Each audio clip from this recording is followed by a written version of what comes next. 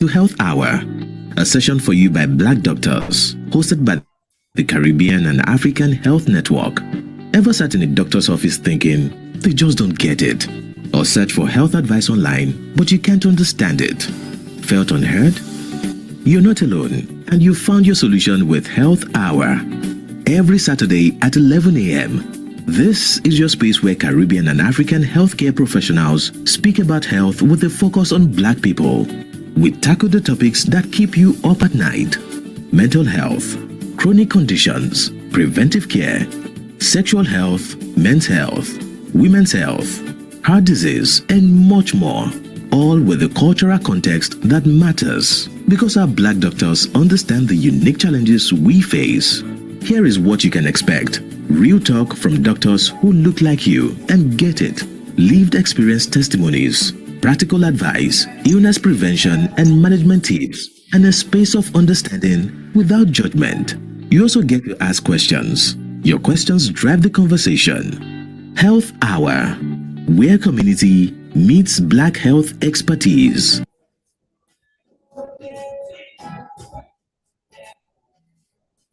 Hello, and welcome to the Health Hour. So, I am Ijeoma Chibuzo, and I'll be hosting today. I am a consultant urologist at Manchester Royal Infirmary, and I have got with me Professor Frank Chinegwundoh, and our topic today is prostate cancer. Now, this is something that is such a hot topic amongst our Black communities, and it seems so imperative that we discuss this in depth. So, my honorable guest, Professor Frank Chinegwundoh, you are highly welcome, sir. Thank you. Your accomplishments are innumerable to prostate cancer. For at least 30 years, you have been in BOTS in the NHS in the UK. Your process study that identified that Blacks are at much higher risk of prostate cancer was a landmark study. So I encourage everybody who is here to listen. Tell us where you're coming from when you're contributing to the chats. And we have a lot to hear today and a lot to learn. Professor Frank is a member of the Order of the British Empire. He has been honored by the United Kingdom, by the monarchy, and we are so proud to have you here, as well as honored to have you here. Welcome. Thank you very much. So I shall hand over to you, and please educate us. Sure. It's a pleasure to be here. I'm actually in Enugu in Nigeria, so I hope the Wi-Fi holds up for the next 45 minutes to 1 hour. Can I start sharing my slides? Please go ahead. Okay, I did have them up earlier. I think they were unshared.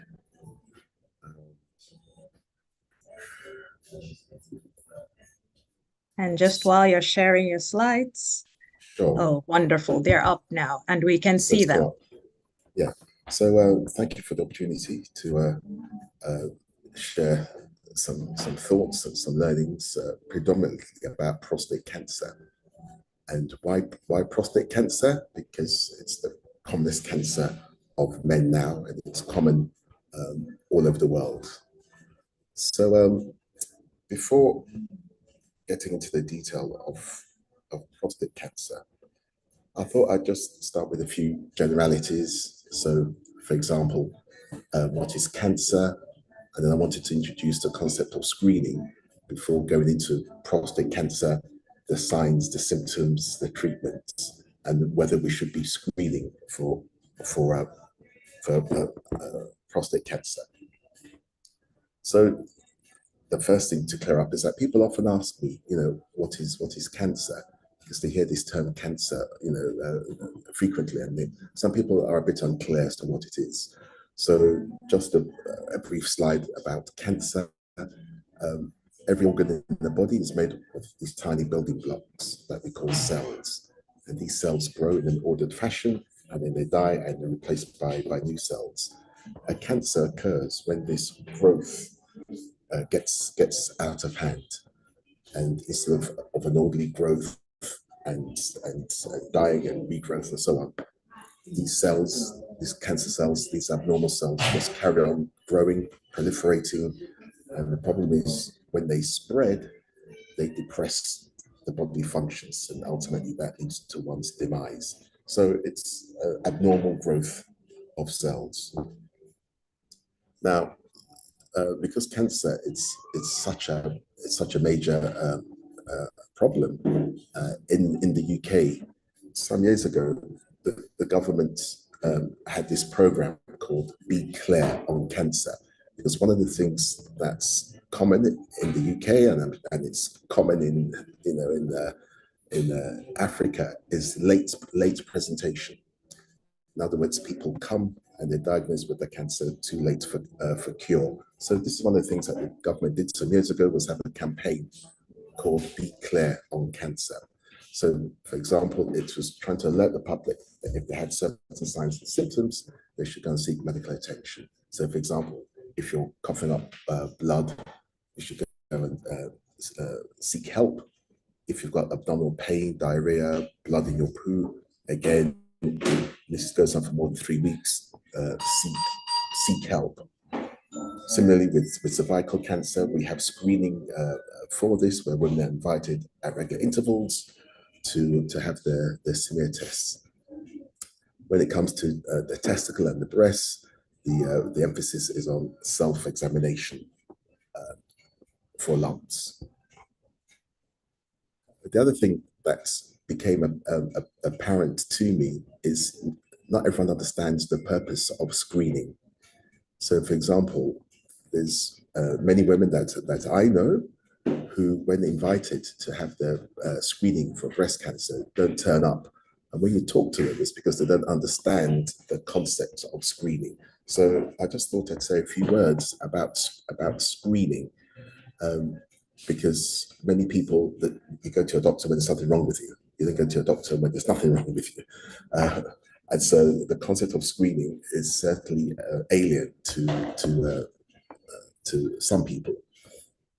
So the whole focus, the whole point of screening is you take a group of healthy people and you put them through some test to see if they may have whatever cancer it is that one is looking for.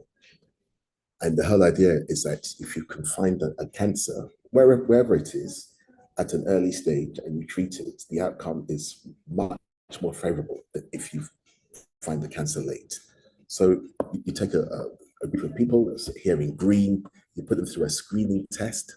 So for example, if we're looking at the prostate, this would be the blood test, PSA. If we're looking for early breast cancer, it would be a mammogram. If we're looking for early cervical cancer, it would be a smear.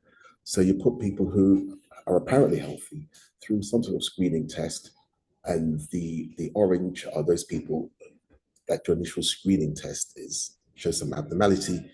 Then you then put them through further tests. Some of those will turn out to have cancer and others not. So the purpose of screening is to find disease early where there are no signs or no indications that that person may have cancer. So at least in the UK, we screen for bowel cancer, cervical cancer, breast cancer. We started lung cancer screening, but the commonest cancer amongst men is prostate cancer, and we do not screen for prostate cancer. Why? Perhaps we can discuss that towards the end. So again, before talking about prostate cancer, it's good that all of us understand what the prostate is. And I'm aware that there's many lay people that are going to be listening to this. So I always start off by asking these basic questions. What is a prostate? Where is it? What does it do? And what can go wrong with it? If this was a live audience, I'd be asking people these questions. So what is a prostate? Well, the prostate is the size of a walnut or a large cola nut, for those of us in Africa. And so it's about this size, and it sits underneath the bladder, okay, and the water pipe connected to the bladder to the penis that we call the urethra runs through the middle of the prostate. So this prostate, what does it do? You know, what's its purpose? So the thing about the prostate is that it's a sexual gland. It produces fluid. Okay, most of that seminal fluid is prostate fluid. So when the man ejaculates, what comes out is semen. That semen is a combination of a tiny amount of actual sperm from the testicles, but it's mostly prostate fluid and fluid from another organ called the seminal vesicles. And what that prostate fluid does, its purpose is to nourish the sperm. So when the sperm are in the vagina, heading towards the egg to fertilize the egg for conception purposes, the energy for the sperm is derived from the prostate fluid. So without a prostate, you would be infertile. So it's a sexual gland. The second function of the prostate is because the water pipe runs down through the middle, the urethra runs down through the middle of it. It has a role in regulating the flow of urine in a man. And most men will recognize as they age, the force of the urinary stream becomes slower. And that's because the prostate begins to squeeze the urethra that runs through the middle of it. So we know where it is, and we know what it does. It's a sexual gland, and it helps regulate the flow of urine. Now, the third thing, the fourth thing is what can go wrong with it. Essentially, there's three things that can go wrong with the prostate gland. It can become inflamed, it can become enlarged, it can become cancerous. And those three things are not mutually exclusive. These three things can coexist. Generally speaking, the prostate inflammation that we term prostatitis occurs in young men, so 20s, 30s, and 40s, where the prostate gland becomes inflamed, and the man experiences pain, may experience some sexual difficulty, may experience frequent passing of urine. 1 in 7 men in that age group will develop inflammation of the prostate, prostatitis. But we're not focusing on that today. We're focusing more on the enlargement and also on prostate cancer. This is a schematic showing the bladder, and underneath the bladder is the prostate, and it's got a channel through it, which is where the urine is expelled. The top picture shows the normal prostate. The bottom picture shows that the prostate gland has enlarged outwards and inwards. This happens with aging, and it squeezes the urethra that runs through the middle of it. Now, most men, particularly over the age of 45, 50, 55 upwards, most men will have this enlargement of the prostate that occurs naturally with aging. Okay, this is separate to prostate cancer. Okay, so most men, the prostate will enlarge, and they will experience symptoms associated with that enlargement, which we'll come to shortly.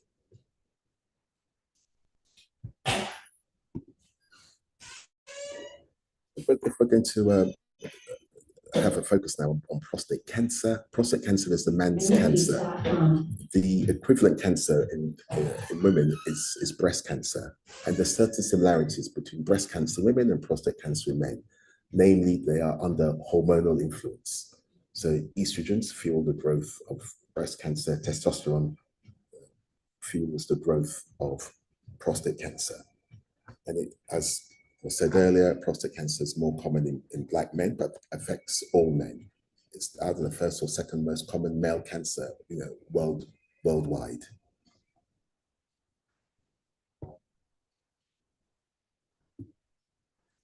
So it's the most common cancer in men. 1/4 of new cancers in males is due to prostate cancer. there's increased prostate cancer diagnoses, largely because of men being more aware of the PSA blood test and getting themselves tested. Although we do think there's also a true increase in incidence, not just we're finding more of it. I won't play this video, but a few years ago, the BBC took me to Nigeria to try and raise awareness about prostate cancer. But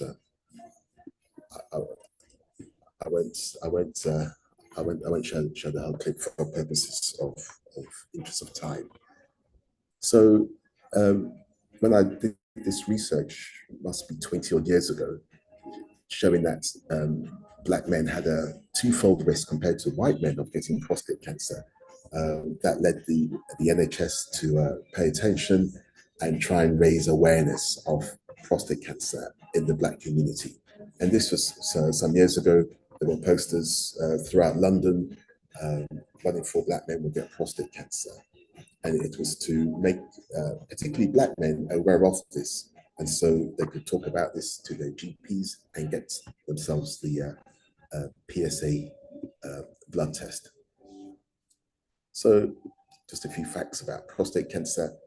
It is higher in Black men. Often I'm talking on the radio program to Black men, and they question whether this is actually true. They question whether we're trying to stigmatize Black men, or it's some sort of conspiracy against Black men. And I say, no, it is not. You know, I did the research where essentially I looked at all the prostate cancer diagnoses over a 5-year period, worked out these men's ethnicities and related that to the percentage of Black, white, and Asian men in the community, and found out that actually Black men had a 2- to 3-fold risk. And that risk is highest in the younger age groups. Asian men, and by Asian, for this purposes, we're talking about Southern Asian, Bangladesh men, Indian men, Pakistani men. Their risk is half that of white men. Okay? So Black men have 2 to 3 higher risk than white men. Asians have half the risk. Why is prostate cancer much more frequent in Black men? Remains elusive to us. Despite a lot of research throughout the States, the UK, throughout many different countries, trying to find out that confers that increased risk of prostate cancer. Interestingly enough, if you look at the transatlantic slave route, and you look at where those men were taken from the west coast of Africa to the Caribbean, to America, to find that's where the highest risks of prostate cancer are. So there's something about the West African diaspora that confers that increased risk. Is it genetic? Possibly, but we don't know. The other important fact is that on average, Black men are 5 years younger than white men when they develop their prostate cancer. And this is important for public health, because at least in the UK, one of the things that the National Health Service put out many years back was that if you're a man of age 50 and you're concerned about your risk of prostate cancer, you go and see your family doctor and get the PSA blood test. And I campaigned to say that's all very well, but Black men are younger. Therefore, it should be Black men from 45 years who are able to access the blood test through their family doctor, not wait until they're 50. And so this has now become accepted. So it's not just in the UK that we're trying to raise awareness. This is from 2019. One of the charitable organizations in Nigeria, Project Pink Blue, have regularly been putting on walks. This is in Lagos to raise awareness of prostate cancer, and saying to men, whether they've got any urinary sexual symptoms or not, they should get themselves tested. So the risk factors for developing prostate cancer: increasing age. So it's uncommon under the age of 40, and the risk increases with age. Probably peak age is probably 60s to 70s. So it's, but I say we should start testing Black men from the age of 40, other races from 45 onwards. So I've mentioned about ethnic origin being linked with prostate cancer, and very importantly, family history. So prostate cancer is often familial. So in other words, if your father has prostate cancer, or your brother or an uncle or something like that has prostate cancer, your risk is going to be increased. So if your father has prostate cancer, your risk is double compared to a friend whose dad doesn't have prostate cancer. So if you combine being Black and you combine the family history, you see that the risk of prostate cancer is high. The other thing to note, which is less commonly known about family history, is that the family history of breast cancer or ovarian cancer on the maternal side also increases your risk as a male of having prostate cancer. So if I see someone in my clinic, I not only ask them about the paternal side, or brothers or so on, I ask if their mother's had breast cancer, or do they have a sister with ovarian cancer, because that also plays into your risk profile. Other things on the slide, you can see I've mentioned diet, alcohol, ultraviolet exposure, smoking, pattern of sexual behavior. The jury is out as to how much these things influence prostate cancer. It does, however, seem that if you're a smoker and you get prostate cancer, it will be more aggressive. Obesity is associated with an increased risk of aggressive prostate cancer. Diet, it seems that if you have a diet that's very high in meat and fat, it can increase your risk of prostate cancer. Conversely, lots of fresh fruits, lots of vegetables, reducing dairy products, we think confers some protection. Pattern of sexual behavior is an interesting one. It turns out that the more unprotected sex with multiple sexual partners when you're young will increase your risk of prostate cancer when you're older. So if I'm talking to a group of young men, I say, wear a condom. The other thing that increases your risk of prostate cancer is sexually transmissible diseases when you're young, so 20s or 30s. That seems to increase your risk of prostate cancer when you're perhaps 50 or 60 or so on.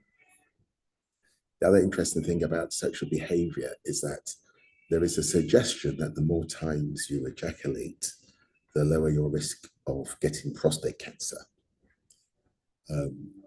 One study suggested a figure of 21 ejaculations per month reduced your risk significantly compared to less than 21 ejaculations a month. How does prostate cancer present? It may present with no symptoms whatsoever. And this is where I think we should be screening men, particularly Black men. You may have no symptoms whatsoever, but still be harboring a cancer of the prostate gland. And the importance of this is that if you find it early and treat it, the outlook is incredibly favorable. We're talking about 98% cure rate if you find it early. So you may have no symptoms, or you may have the same symptoms as the ordinary benign prostate enlargement. So I mentioned earlier that virtually all men, as they age, this prostate gland enlarges and begins to squeeze the urethra. And when that happens, there are several symptoms that the man may notice. So, for example, it's slow to start the flow. The stream is weak. You have to strain to expel your urine. It may take you a long time to do so. You may find that you're not emptying your bladder fully, so you've got to go again fairly shortly afterwards. You may develop retention, which is where you can't pass urine at all. or you may develop incontinence where the urine just comes out. You may have urgency, which means going frequently, well, not just frequently, but having to get there in a hurry. So when you get the urge that you want to pass urine, you can't hang about. You've got to find the toilet quickly and expel the urine. Frequent micturition. So the average man will pass urine between 7 to 8 times a day. So if you find you're going 10 times, 11 times, 12 times, that's too frequent. So that can indicate that you've got some prostate trouble. Getting up at night, this is often what drives men to seek help, is that they're getting up 2, 3, 4, 5 times at night and disturbing their partners. And I've lost count of the number of men that I've seen whose partners have said to them, "You're disturbing my night, go and get yourself sorted out." So these symptoms are symptoms that can indicate some problem with the prostate. Not mostly it could be the ordinary benign enlargement, but at times these symptoms may indicate prostate cancer. So you can't tell by the symptoms, these symptoms, whether it's prostate cancer or the more common benign enlargement. The other thing that I will mention is that some men develop what we call hematuria, which is passing blood in the urine. If you pass blood in urine, you need to get yourself seen urgently. It could be prostate cancer, it could be urine infection, it could be bladder stones, but you have to exclude prostate cancer. And back pain, sudden onset of severe back pain can indicate prostate cancer that spread into the bones of the back. One of the things about prostate cancer is that when it spreads, it tends to spread to the bones. And so we do see men who have got no urinary symptoms, no erectile dysfunction, which is one of the things that can occur with prostate cancer. None of that, they just present with back pain or pain in one bone or the other. And recently in the UK, there's a very famous cyclist called Chris Hoy, who's won 6 Olympic gold medals. So you can imagine he's super fit. He didn't have any of these symptoms of prostate enlargement. He didn't have any blood in his urine. He presented to his GP, his family doctor, at age 48 with sudden severe pain in his shoulder. And one thing led to another, and he was diagnosed with metastatic prostate cancer at age 48. That is prostate cancer that has spread to the bones. And in his case, it was the shoulder that was causing him the most problem. Now, for him, that's a personal disaster for him. We've got very, very good treatments indeed for controlling prostate cancer that spread beyond the prostate, but ultimately we can't cure prostate cancer that spread beyond the prostate. And one of the sad things about this famous cyclist Chris Hoy is that his grandfather had prostate cancer, his father also had prostate cancer, and when he went to his family doctor at age 42, asking whether perhaps he should start getting himself tested, he was kind of dismissed, only to come back 6 years later with severe bone pain due to metastatic prostate cancer. So if you have a family history, don't take no for an answer if you're seeking the PSA blood test. So what happens when we see a man with these urological symptoms? We examine the man and we run certain blood tests. I'll just say a word or two about the digital rectal examination. The prostate, as I said, sits underneath the bladder, and it also sits in front of the rectum. Therefore, if as a healthcare professional you introduce a gloved finger into the man's rectum, you can feel the prostate gland, you can feel the size, and you can feel the consistency. However, when it comes to the risk of prostate cancer, it's not an accurate test at all. The PSA blood test is far more informative as to the man's risk of prostate cancer than a rectal examination. In fact, so much so now that at least in most places in the UK, we've moved away from doing rectal examinations, except in very special circumstances. The most important thing we do when we see a man presenting with urinary symptoms is the PSA blood test, prostate specific antigen. This is a chemical made by the prostate gland, and if the level of it is raised in the bloodstream, that can indicate that there's some problem with the prostate.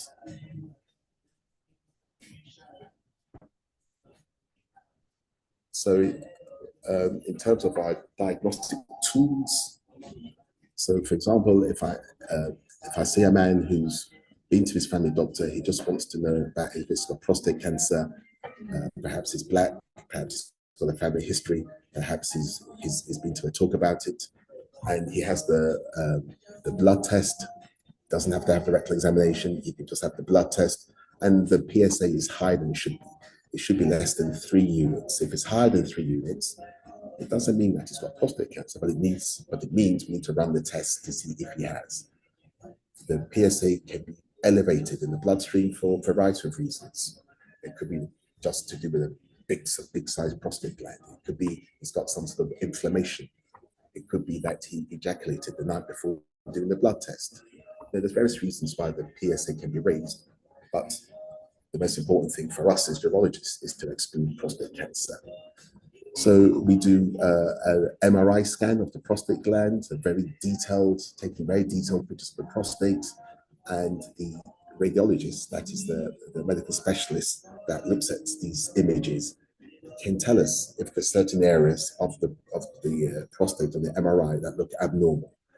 And if they are, then we can target those when we do a biopsy. Nowadays, we do, at least in the UK, we do a transperineal prostate biopsy. In other words, we put the needle through the perineum into the prostate to take samples, and those samples go off to the lab to determine whether it's prostate cancer or not. Where is the perineum? The perineum is that skin that lies behind the man's testicles in front of the back passage. And that area is the perineum, and the prostate lies deep in there. And commonly what we do is we anesthetize that localized area with some injections. We pass an ultrasound probe into the rectum, we image the prostate on a monitor, and then using the images, we can direct our needle through the perineum and sample those areas of the prostate that are abnormal. So to make a diagnosis of prostate cancer, you've got to get tissue from the prostate and have it analyzed in a laboratory. You can't diagnose prostate cancer for sure just by means of a blood test or what the prostate feels like. So this is just, excuse the graphic nature of this. This is just showing how we do the biopsies. The man is on his back, his legs are up in the air. We anesthetize the perineum, which is underneath the testicles, in front of the anus, ultrasound probe in the back passage, injections to numb the perineum, and we put a needle into the perineum and take samples of the prostate gland.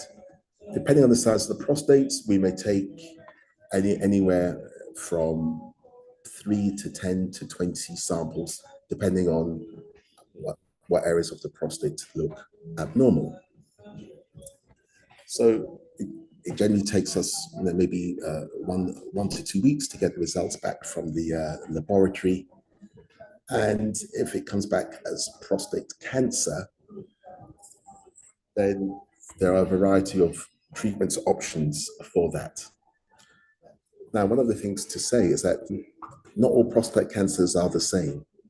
Some prostate cancers, the cells, when you look at them under the microscope, do not look very active.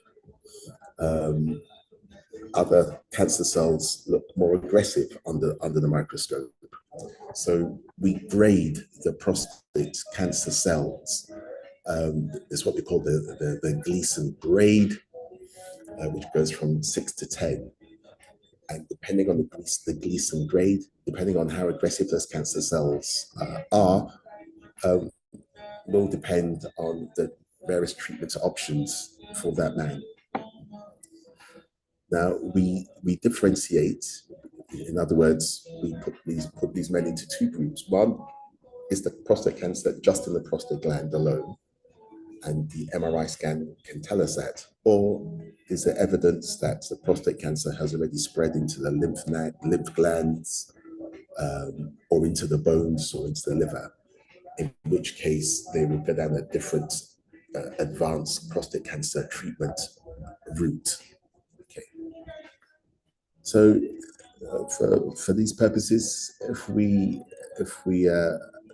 take a man who's got what we call organ-confined prostate cancer, in other words, the prostate cancer is just in the prostate gland, it's not anywhere else, and the cancer cells look not too aggressive, then we can offer the man what we call active surveillance. Active surveillance is where we don't put the man through any of the treatments below on the slide.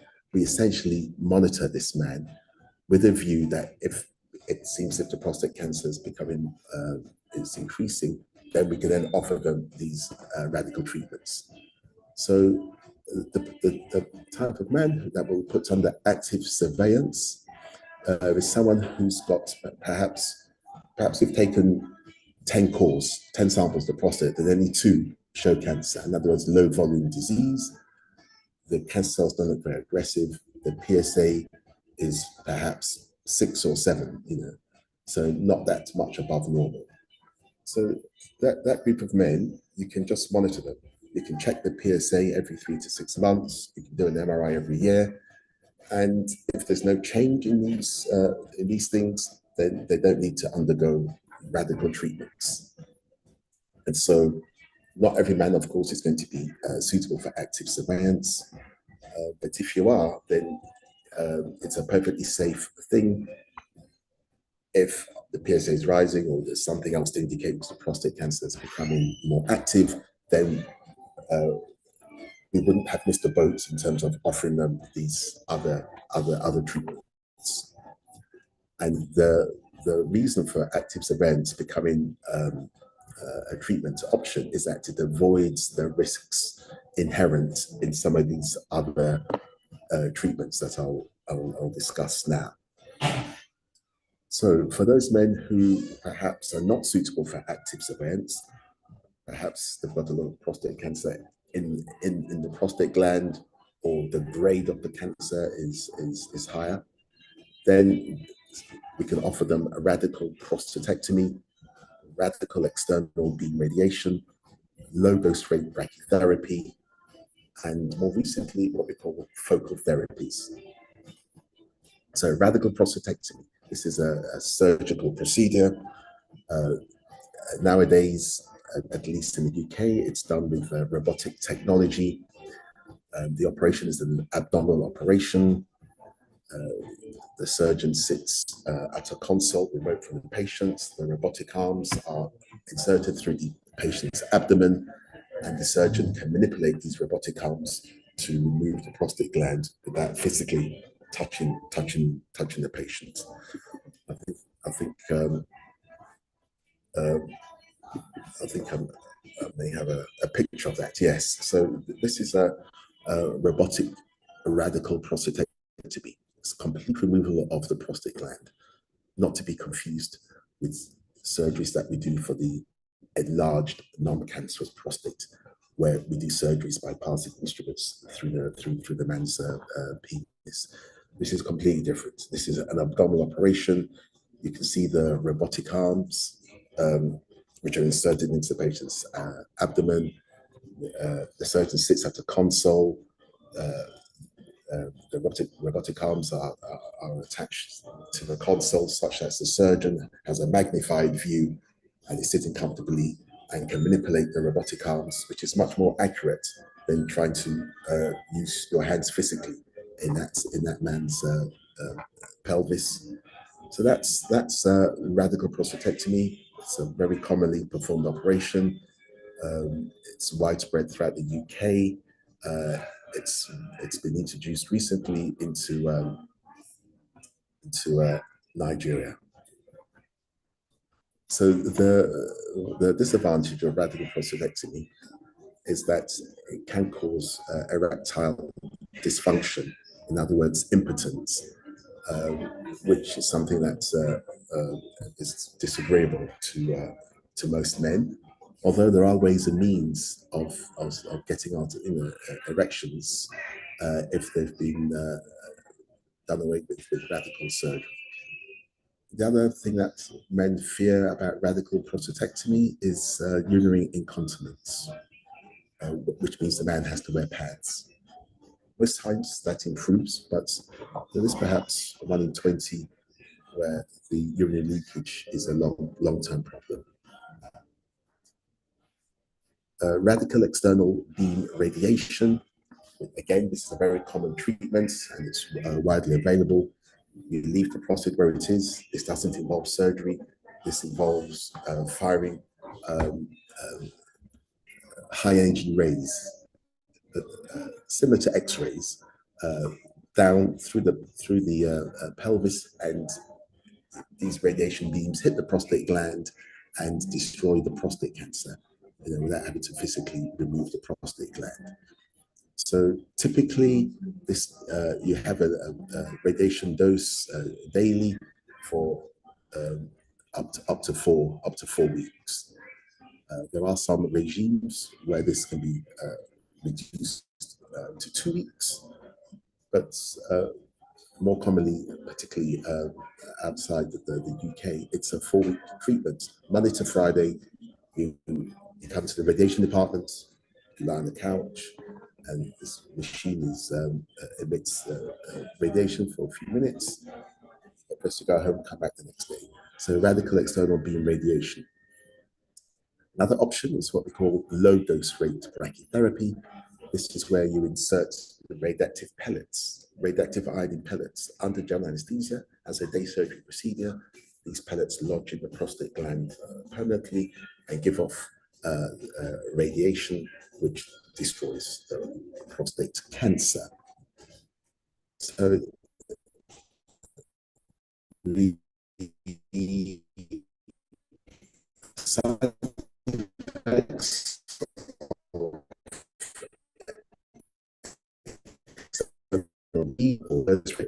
therapy can include erectile difficulties, and can include having to go more to pass surgery. This is where you insert needles into the prostate, and through those needles you insert radioactive rods, and then you remove them when they've, after a few hours, when they've given off their dose of radiation. More recently, focal therapy, irradiate the whole prostate. You don't remove the whole prostate.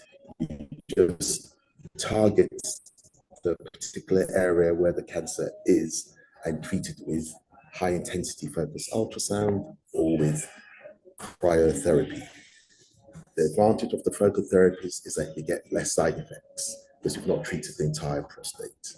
And for the correct patient, it's a very effective treatment with very good long-term results. The long-term results of the various treatments are very good. You would expect 98% of men to be fine. This is 10, 15, 20 years hence. And nowadays, at least in the UK, I know it's different in most West African countries, but at least in the UK, most of the men now are diagnosed without any urinary symptoms, and it's on the basis of the PSA blood test.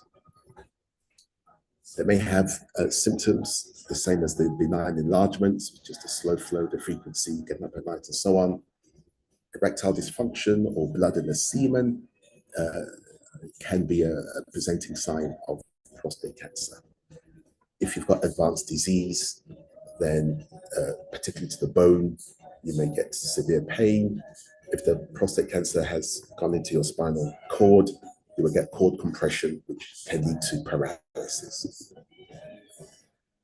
We have a multidisciplinary approach to prostate cancer. So every patient that's diagnosed in the UK, there's a team discussion, surgeons, oncologists, radiologists, pathologists. So every man's case is discussed, and a suggestion made as to what treatments may be suitable for that man. just coming towards the end now. This is just a schemata of how we deliver low-dose rate brachytherapy. The man is in the same position as if he's having a biopsy, except he's under general anesthesia, ultrasound in the rectum, in the back passage, so we can visualize the prostate on a monitor. And then through the perineum, we insert needles through which we insert the radioactive iodine seeds. So I'd like to finish off by saying that men, we need to know about the prostate gland. We need to know that we are at risk of getting prostate cancer, irrespective of whether we've got any urinary or sexual symptoms or not. If prostate cancer is caught early, whilst it's still confined to the prostate, the cure rate is very high. Indeed, I see many men who try various herbal remedies and need to come back sometime later when the prostate cancer has spread. One of the things that men are perhaps not so good at is actually talking about it.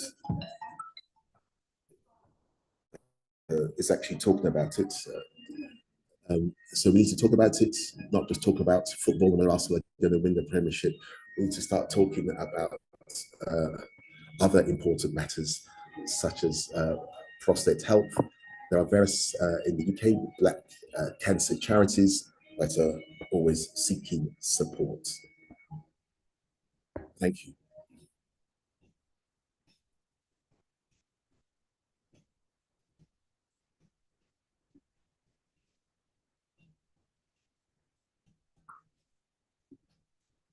Thank you indeed, Prof.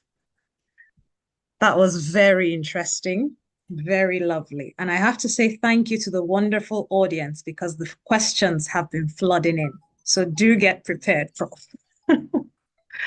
Right, so we are going to take the questions that have been submitted. And somebody asked a question, why are Blacks more susceptible? Is it the inequity in healthcare or healthcare options? Is it low income? Is it reluctance to have an internal examination or a prostate exam? Is it the low level of information? And I'm going to join it with another question, which says, is it the vitamin D deficiency that Blacks experience abroad? Well, I don't think it's to do with access to healthcare or those other things. The answer is that we don't know why. There's something biologically inherent that we haven't as yet identified. Vitamin D, vitamin D may be involved. Our hormones may be involved. Our genetics may be involved, but it's a biological difference. Now, when it comes to survival, that's when health equity comes in. If you don't know about your prostate, and by the time you turn up, it's already advanced, then you won't do so. You won't do so well. Access to treatments, sure, all those things are important in terms of the surviving prostate cancer, but in terms of actually developing it, there's something biological that we haven't yet. Since you've touched on biology and genetics and all of that, there's a very interesting question that says, yes, people of Black descent are prone to prostate cancer, but this person works in pediatric oncology, and they've been noticing young children being diagnosed more these days with prostate cancer. And they're asking, is there something that can be done to, number one, can we explain this? And what advice can you give them to help them stop it happening in children, or even to recognize it early? Well, I mean, that's outside my experience. I've not come across a child with prostate cancer, although I have heard of rare instances of perhaps someone of 17. But I've never seen, the youngest person I've seen with prostate cancer was 37. And that's the kind of even under the age of 45, under the age of 50 is uncommon in the UK. So I can't answer that question as to pediatrics. I've not come across prostate cancer in a under 18 age group. Okay. So I don't know how you could prevent that. Right. Okay. So now the other questions are more on screening and how to prevent it. So in terms of prevention, since you've touched on that, questions are, can vasectomy increase the risk of prostate cancer? No. No. That's a short answer. There's been Yes. multiple studies, and the conclusion is that no, it doesn't increase your risk of prostate And if cancer. I can extend that, some Black people will say they don't want a vasectomy because that might increase their risk of prostate cancer. So they want their wives to have oral contraceptives instead. So please continue. It doesn't increase your risk. I think where that came from is that prostate cancer is so common. There's something in the UK, something like 62,000 men a year will get prostate cancer. Vasectomy is also very common means of contraception. So that's where this kind of story came from, because a lot of men with prostate cancer have also had vasectomies. But there's been lots of studies done now in various countries, proper epidemiological studies, and there is no link between having a vasectomy and having prostate cancer. So men, we can't use that as an excuse. Right. Thank you for that, Prof. Still on issues related to sexual activity, you mentioned something about young men and sexual activity. There was a viral video going around saying men need to ejaculate more to prevent prostate cancer, and you're giving a different information. So please, can you touch on that a little bit more? Well, what I said is that I think there may well be a link between how often you ejaculate and prostate cancer. It's just that this study out of Harvard, looked at this in some detail, and they came up with this figure of 21 ejaculations a month, which for the vast majority of men is not going to be achievable.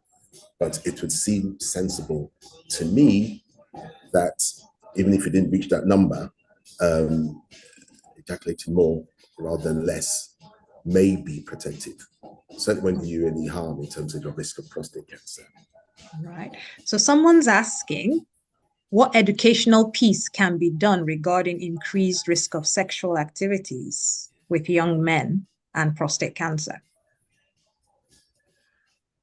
Well, it's a question of getting into those areas where young people are accessing, and I guess that nowadays has to be by social media.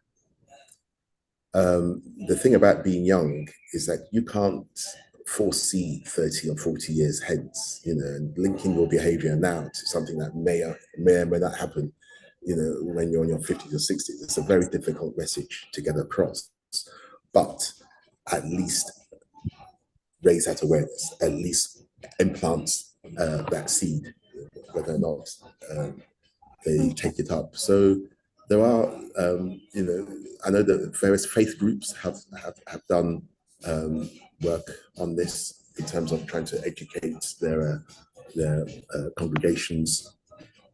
Certain charities, Cancer Black Care in the UK being one of them, regularly does outreach to the Black communities, just trying to raise awareness about prostate cancer, sexual behavior,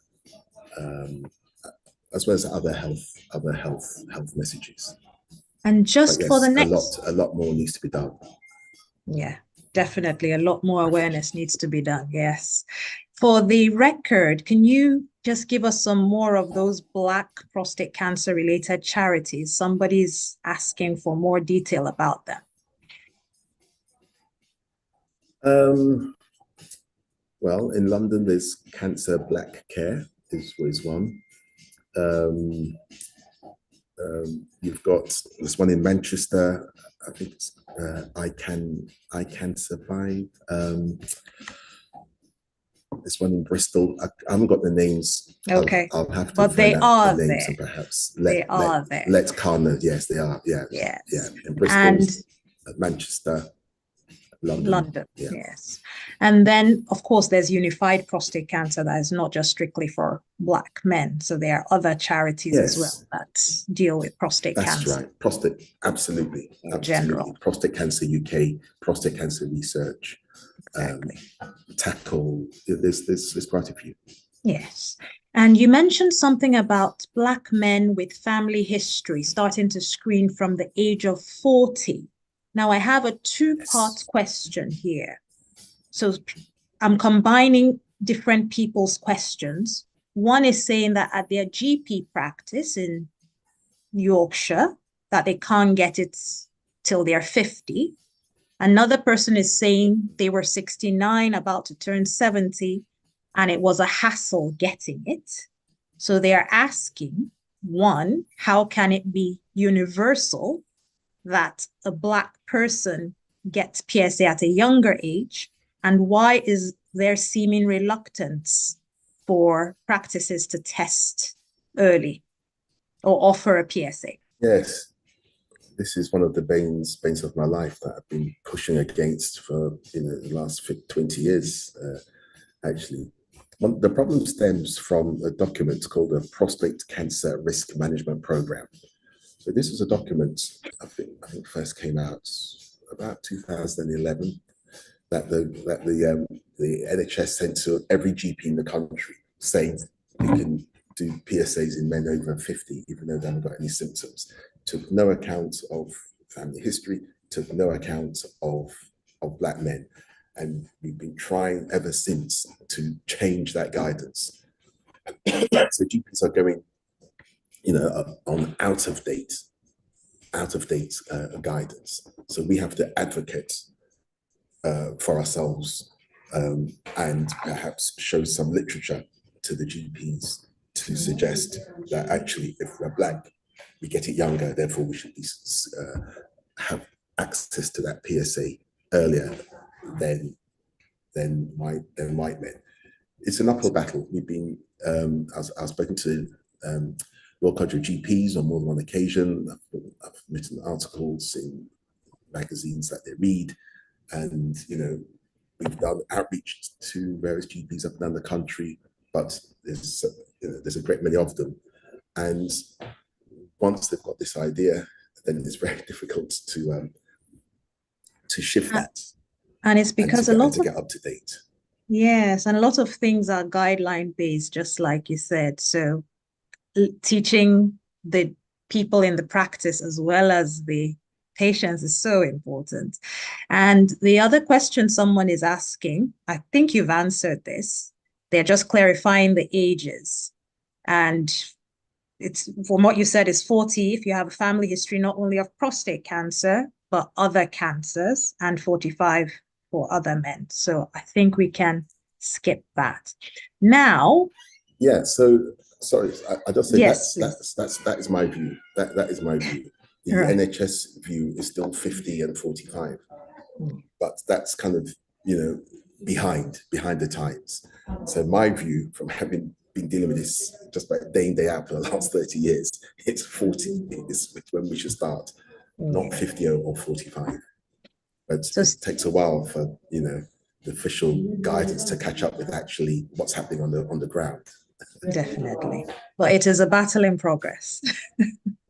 So still on the lifestyle activities. Very much so. Yeah.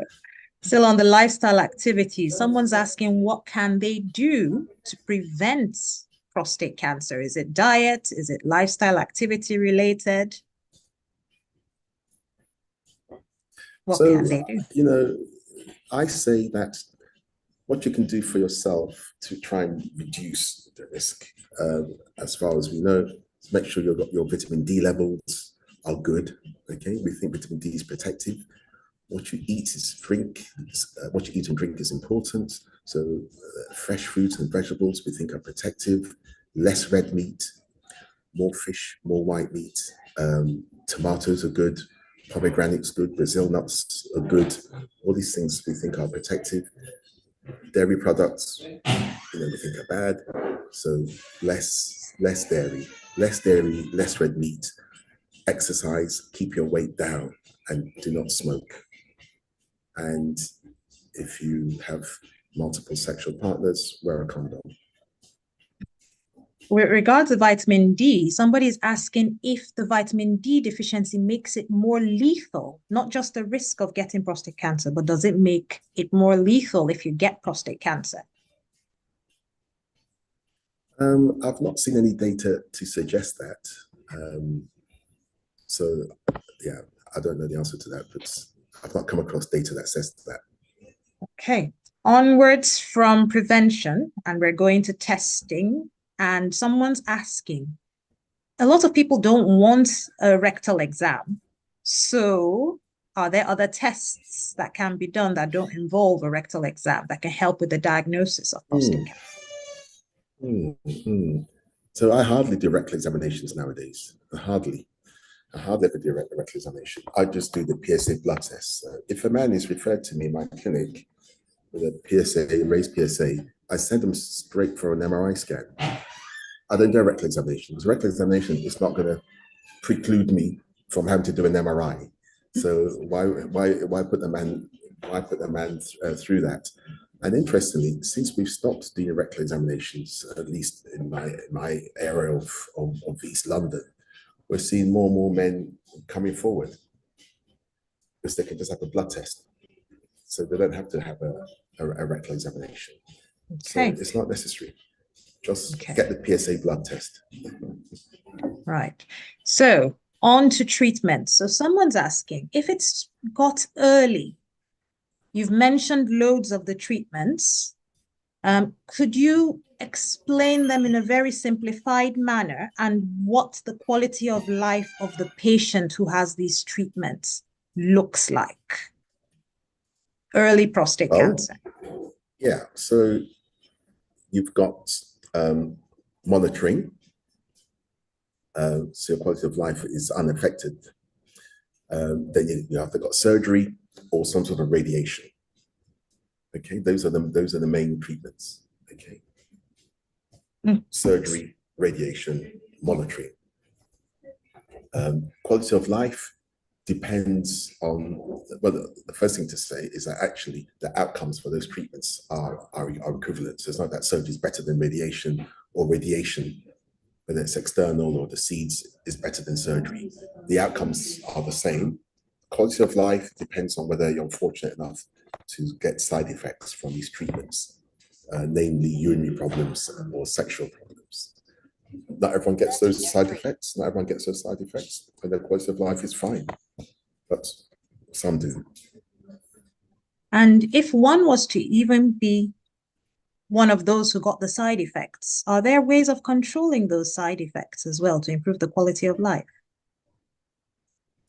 Yes, there's lots of ways. For example, if the problem is erectile dysfunctions, in other words, the man's not able to get an erection such that he can penetrate.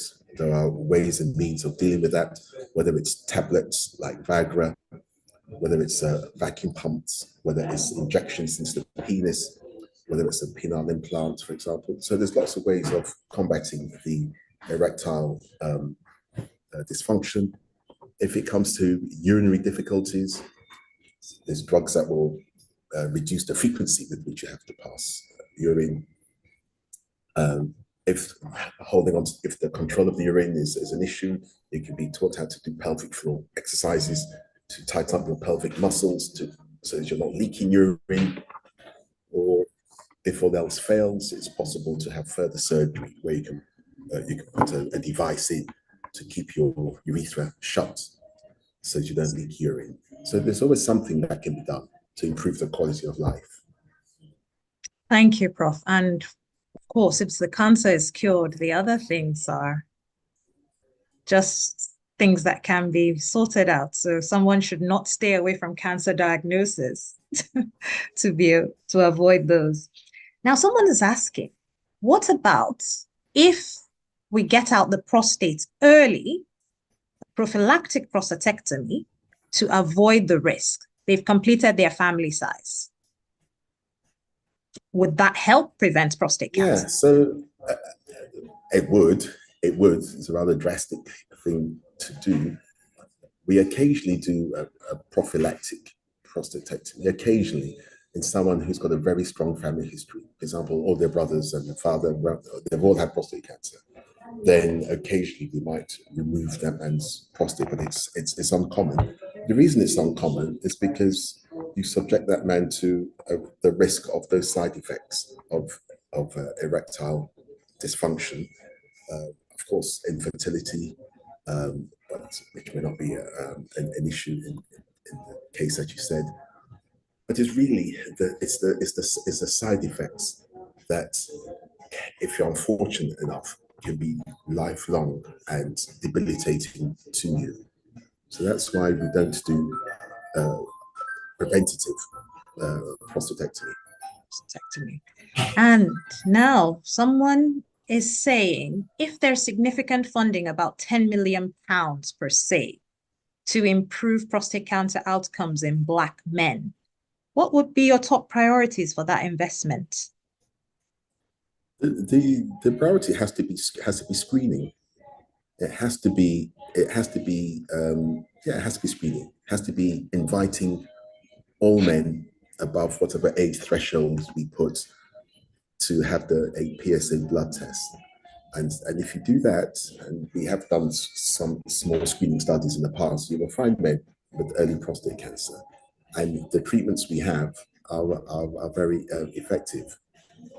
In fact, the only way you can, in the UK, about 14,000 men a year die from prostate cancer. That's more men die from prostate cancer than women die from breast cancer, and those men die in the main because the cancer has spread. Something like 1 in 5 men, when we diagnose prostate cancer, it's too late to cure them. Although we can control it for many, many years, but we can't cure them. So you have to find prostate cancer, early diagnosis. This is a government national cancer plan mantra: early diagnosis, early diagnosis. You can only diagnose it early by doing as things stand, a PSA blood test. Now, in the future, we may do what we call a prostatogram, which is a very rapid 10-minute MRI scan, as well as a PSA blood test, and that may be where the future lies. But if I had money, I would start a screening study. That's what I would do. Not a screening study, a screening program. Right. We don't need more studies. And with your experience with running such screening programs, someone's asking, how much do you think it will actually cost to fund maybe another one? I think we might have an investor in the audience. That's a very good question. I can't tell you how much a national screening program would cost, or even if you just screened Black men, how much that would cost. I mean, a PSA blood test is about £10. Okay, so that would give you. It's not an expensive test, and the MRI is maybe £400. Okay. So as things stand, you could do it. If you screened men with the PSA blood tests, I think something like 3% of them it would be abnormal. Okay, so 97% of them you could say go away, you repeat it in a year or two. Out of that 3%, then you would do an MRI scan, which is not hugely expensive. A few £100 for an MRI. Probably 2/3 of those having an MRI would not have prostate cancer. So you get down to maybe a rather smaller number who you will diagnose with prostate cancer, and hopefully those men who would find it early. So I'm not sure I can't tell you how much a screening program would cost. The National Screening Committee is looking at this as we speak. I love that you said that, because someone's asking, is there any updates from the National Screening Committee on targeting Black men for screening? Well, the committee met in November and decided and recommended against it. A lot of us, myself included, have made representations to the National Screening Committee. They had a meeting on the 26th of March, which was like a couple of days ago. but we've not heard the outcome of that meeting. So that meeting on March the 26th was to decide whether they're going to be swayed by the representations by lots of different groups that they should be screening black men. So I don't know when they're going to make public what their final decision is. And do you think there should be more effort into root cause or corrective, preventative actions regarding prostate cancer in Black men? Yeah, if we knew what those factors were. So until we do, I mean, we can't do anything about being Black. We can't do anything about our age or genes. What we can do something about, we can't do anything about our genetics. And there are certain genes that have been identified as are more common in Black men than white men. So we can't do anything about that. What we can do something about is our lifestyle. It's what we eat and what we drink. So when I give talks in the community, I say somewhat tongue-in-cheek, cut out the McDonald's and the Kentucky and the Burger King, and I'm yet to be sued by any of those big corporations. Okay, so we're almost getting through. There's an important question saying if someone has a PSA of 18 and is scheduled for a biopsy, is there any contraindication or risk? No, there isn't. That person needs a biopsy. Right. Is there any special guideline for neurodivergent people with high PSAs? There's no specific guidelines for that, no. Okay. And lastly, someone's asking how they can be part of the screening movement in terms of donating, volunteering, committee members, trustees, people want to get involved. I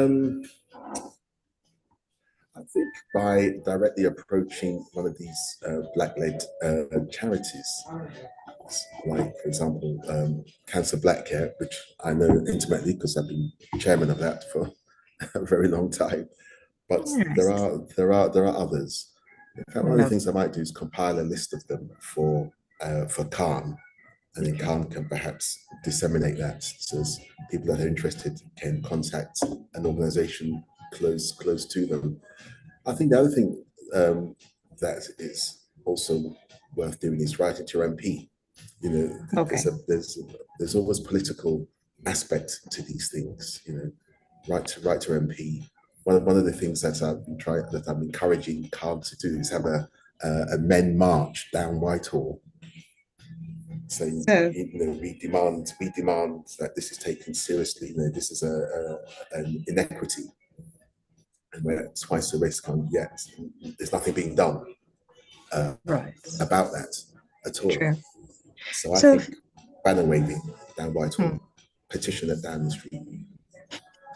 Thank you so much for your time and for enlightening us all about prostate cancer.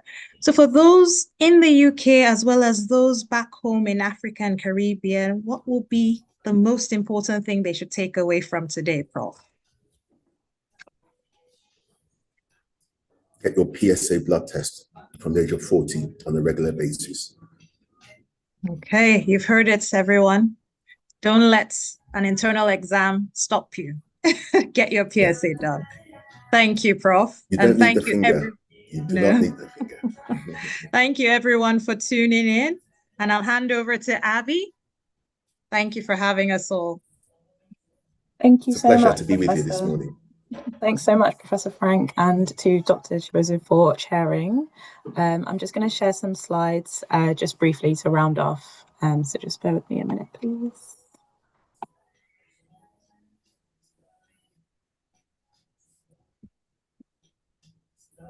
So thank you everyone for tuning in today to Health Hour. Health Hour will return again at the same time next week, and we'll be focusing on Black maternal health, looking at culture and confidence through pregnancy and birth. So again, from 11 to 12, please do share with your networks and encourage people to attend. And we'll be learning a lot more about the key challenges affecting Black women's health during pregnancy and birth and building confidence. And the guest speaker will be a resident doctor, Dr. Priscilla Jan, who works in obstetrics and gynecology. So next Saturday, the 4th of April from 11 to 12. Please do scan the QR code to learn more and to register, or email info@can.org.uk. And the Black Healthcare Awards will be returning on the 4th of July to spotlight the brilliance of Black professionals in health and care. It's a celebratory event, and we really encourage everyone to attend and nominate those that you want to celebrate in the healthcare field. It will be in London, and it's a black tie event with a 3-course gourmet dinner and lots of distinguished guests and speakers. So we do encourage those who can to attend, and more information is available on the blackhealthcareawards.can.org.uk website, and you can use the QR code above to secure your ticket. The Black Healthcare Health Inequality Summit will return on the 20th of April at Blackfriars in London. It will be Can and the Inspire network supporting the health of Black Londoners steering this event. So it's a call to look at reviewing a lot of evidence and data that we know around health inequalities that affect our communities. We want to look at how we reach equity in health. So please do sign up to attend, contact events@can.org.uk and scan the QR code for more information. The Black Health Legacy Programme, we want to make sure that we're making sure that our voice as a Black community is involved in the kind of how we shape our health and care research, how we make sure our voices are included and represented, and to make sure that the studies that happen about us are for us, and how we make sure we're connecting the Black communities to research. So your voice does matter. So we really do encourage you, where you can, to share the online survey and to take part yourself. It takes about 15 to 20 minutes to complete. And if you've got any questions at all, please do contact research@can.org.uk. The Safe Steps programme is a free sexual health service directly targeting and for Black African, Black Caribbean, Latin American and other global majority communities across Lambeth, Southwark and Lewisham, to help make sure that you have the information and support around sexual health, and to make sure that you feel comfortable and able to access health services and conversations to make you feel comfortable around sexual health. So you can reach us at any of the community hubs, and there's more information on the slide there with a WhatsApp number to message or call, and you can also email the team at safesteps.london. And carbon monoxide is something that is a really important thing to be mindful of in our homes, and Can has been working alongside Cadent, the Your Gas network. Carbon monoxide has no smell, no sound, it's invisible and it's silent. So a risk, it is a really, really high risk, and something that's really important to monitor within your homes. And at Can, we've taken action distributing over 3,000 carbon monoxide alarms to families across our communities to help increase the awareness and make sure that we're really tuned in to making sure that our homes are safe. So it's about staying one step ahead, looking at prevention. So if you want to get involved or to find out more about this, please email the email on the screen there, or the number in the slide there. And for all of the information that I've mentioned, you can find out more on our website and also across our social media channels. So thank you so much to everyone for tuning in today. We really hope we'll see you again next week. Please do continue to join Health Hour on Saturday mornings and share with your network. And we hope to see you then. Thank you so much again to Professor Frank and to Professor Ijeoma.